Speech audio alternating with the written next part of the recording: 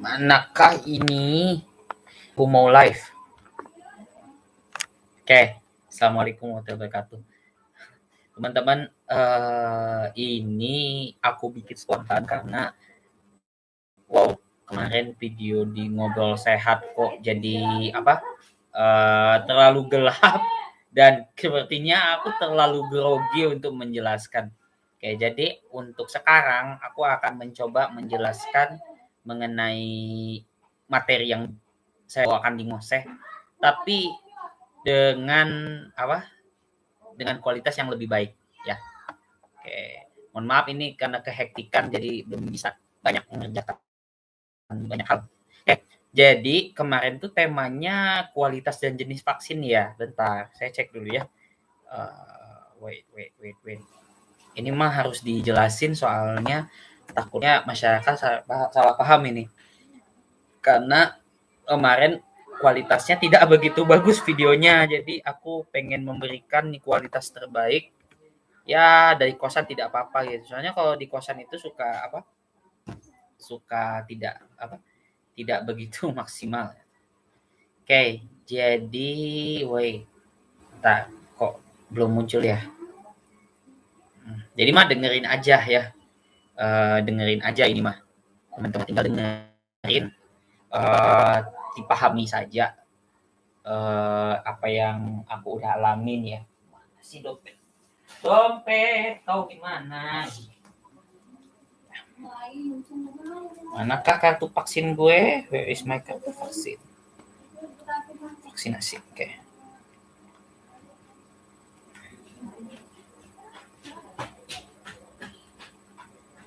Oke, aku masih menunggu kartu vaksin ya.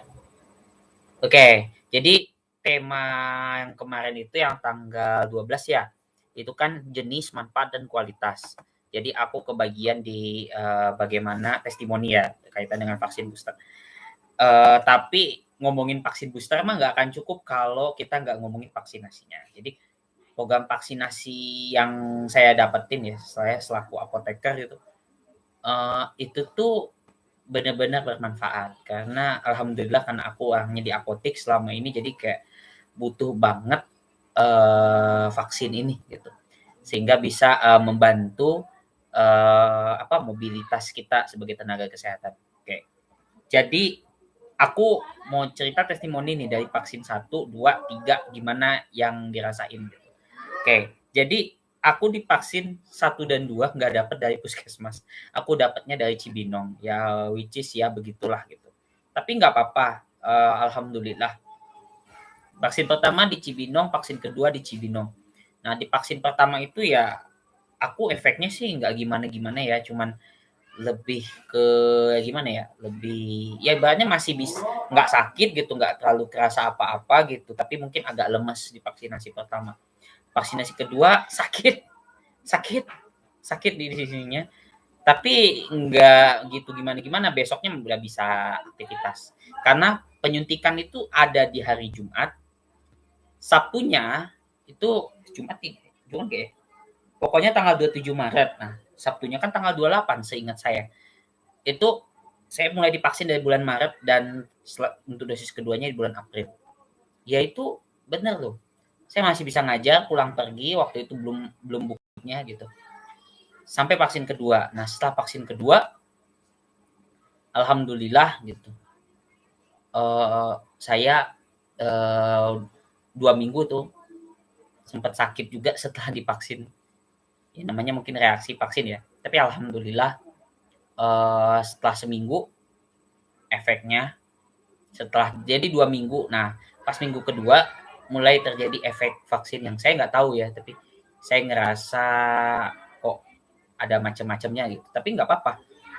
Pas dicek di puskesmas enggak, bukan COVID ini, cuman flu biasa. Jadi akhirnya saya putuskan untuk ya sudah dikasih obat dokter, ya makanlah obat dokter sampai 1 minggu lebih, alhamdulillah sembuh.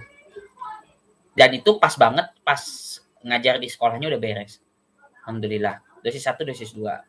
Efeknya nggak terlalu ngefek sih gitu. Masih bisa ngajar, masih bisa kemana-mana gitu. Cuman agak sakit aja. Nah, yang ketiga dosis ini tenaga kesehatan wajib tahu. Jangan panik juga, jangan ibaratnya lebay. Maksudnya lebay itu bukan nyalahin ya kalau orang takut. Takut sih wajar, cuman maksudnya jangan panik berlebihan.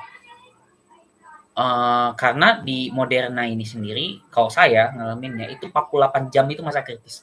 Jadi hati-hati teman-teman, 48 jam itu dipastikan, bukan yang mastiin saya loh ya, tapi nggak tahu tiap orang punya metabolisme beda-beda ya. Tapi kalau di saya 48 jam itu masa kritis, masa dimana kayak saya udah bener-bener sakitnya tuh bener-bener sakit gitu.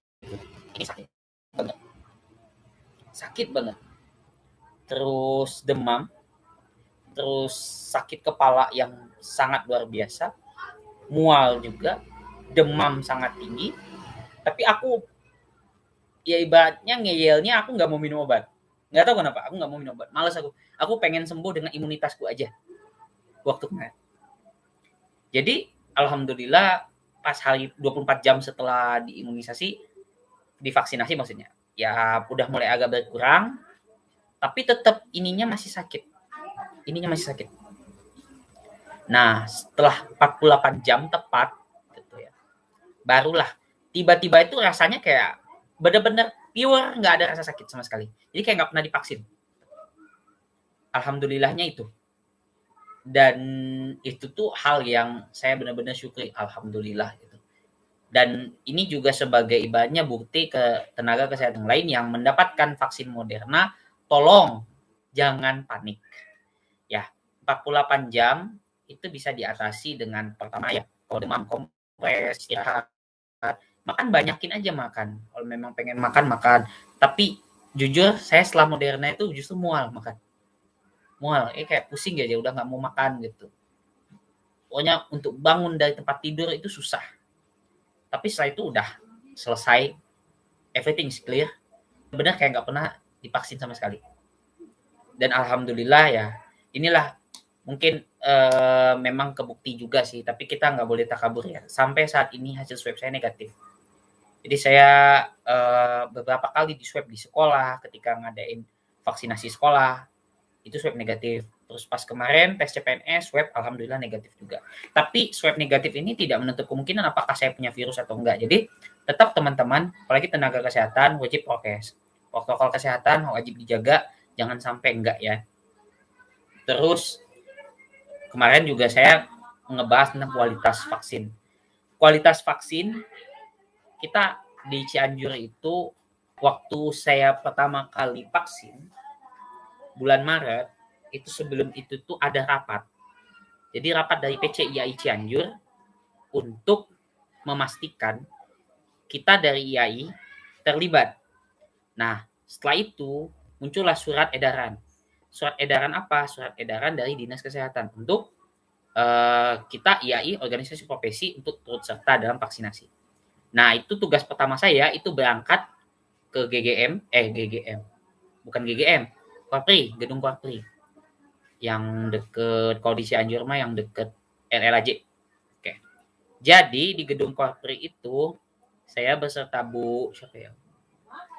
Pokoknya sama rekan-rekan di PCIAI Cianjur. Bu Kiki. Maaf Bu Kiki sama temenku Rere gitu. Kita bertiga memantau vaksinasi di Gedung Korpri. Vaksinasinya itu vaksinasi untuk lansia dan vaksinasi untuk bukan lansia, tapi untuk pejabat-pejabat ya, dinas ya, lingkungan dinas-dinas. Dan itu puskesmasnya beda-beda. Jadi berkaitan dengan vaksinasi ini kita memantau banyak hal. Ada formnya. Formnya ini itu harus ada di situ. Pertama kita memantau suhu. Suhunya harus dipantau sedemikian rupa sehingga dipantaunya 3 kali. Sebelum peak hour itu biasanya jam 11 siang. Dan sesudah pelaksanaan, jadi pas beres. Jadi pas mulai jam 11 dan pas beres. Dan itu setelah hasilnya ibaratnya ini suhunya kita foto ya. Kita foto. Suhunya kita foto. Lalu kita bikin kayak postingan carousel atau kayak collage. Kita kolase gitu ya. Postingan kolase satu gambar dibuat kolase. Nanti aku sesekali pengen bikin teman-teman yang pernah menjadi supervisor vaksinasi mungkin bisa sharing juga. Terus yang kita pantau lagi di vaksin adalah pertama, apakah suhunya sesuai sebelum jam 11 dan sesudah, apakah ada pre-filling, ada recapping, ada KIPI, apalagi ya, pre-filling, recapping, KIPI, apakah membuang limbah penyuntikannya ada di tempat yang benar, di safety box. Nah, itu juga kita pastikan. Tapi yang paling kritis emang pre-filling dan recapping. Apa itu pre-filling? Apa itu recapping? Pre-filling itu adalah jadi kita ngambil ini vaksin, anggap aja vaksin, ini suntikan, set, tarik, set. Nah, terus apa yang terjadi? Bukannya disuntikan, tapi didiemin dulu aja. Dah. Jadi udah diisi duluan baru disuntik. Set, gitu. Pre-filling itu ada temennya ya lagi, yaitu recapping. Recapping itu apa? Lanjut aja pre-filling. Ketika kalian ngisi, itu kan pasti jarumnya dilepaskan, tutup jarumnya dilepaskan. Set gitu. Tutup jarumnya dilepas. Terus kita ngisi. Set. Set nih. Set. Harusnya kan langsung tojos. Ini enggak. Simpen dulu. Tutupnya yang tadi dimasukin lagi. Apakah akan terjadi resiko? Ya, tentu akan terjadi resiko. Nah, ini sangat ditakutkan dari pihak Dinas Kesehatan, makanya kita sebagai supervisor vaksinasi memantau apakah terjadi hal tersebut. Sama satu lagi kejadian ikutan pasca imunisasi, yaitu KIPI. KIPI itu apa? Jadi selama 30 menit dipantau dan ternyata apakah ada efek samping atau enggak. Nah, biasanya kalau pasien yang 30 menit waktu tunggu setelah divaksin dan tahu-tahu terjadi efek samping, misalnya benar-benar mual yang luar biasa, demam yang luar biasa, dan tiba-tiba pingsan, nah itu dimasukin ke ruang KIPI. Jangan takut, saya sudah mantau di Cianjur selama yang bagian didit, alhamdulillah KIPI baru 1 orang. Ini mah kita belak-belakan aja ya. Tapi memang kondisinya dia sudah sudah benar-benar unhealthy. Gitu. Memang dari awalnya memang udah sakit. Gitu. Dan sakitnya itu pun masih sakit ringan, bukan pingsan, bukan yang benar-benar kondisi gawat. Jadi jangan takut ya. Selama pemantauan saya dan teman-teman itu vaksinasi itu benar-benar kita pantau dan alhamdulillah tidak ada kasus pre-filling, tidak ada kasus recapping. Ini kita buka di publik ya. Ini saya sengaja bikin ini supaya teman-teman tahu. Ini publik loh. Saya bicara depan teman-teman, di depan masyarakat bahwa vaksinasi ini kita benar-benar pantau dan nggak sembarangan gitu loh. Apoteker nggak diem aja dan kita benar-benar mantau. Oleh karena itu, untuk teman-teman ketahui gitu, saya kan vaksinasi di Cibinong, itu saya langsung mantau juga sekalian. Jadi saya pantau di Cibinong, ada beberapa koreksian, tapi tidak begitu berpengaruh dengan kualitas vaksinasi. Yang kedua, alhamdulillah semua berjalan lancar.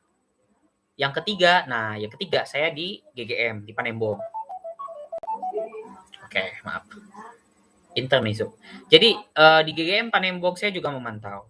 Di GGM itu rumah sakit tuh pada kumpul di sana menyediakan vaksinasi dosis ketiga ya, Moderna. Nah, saya tuh habis divaksin masih mantau loh ya.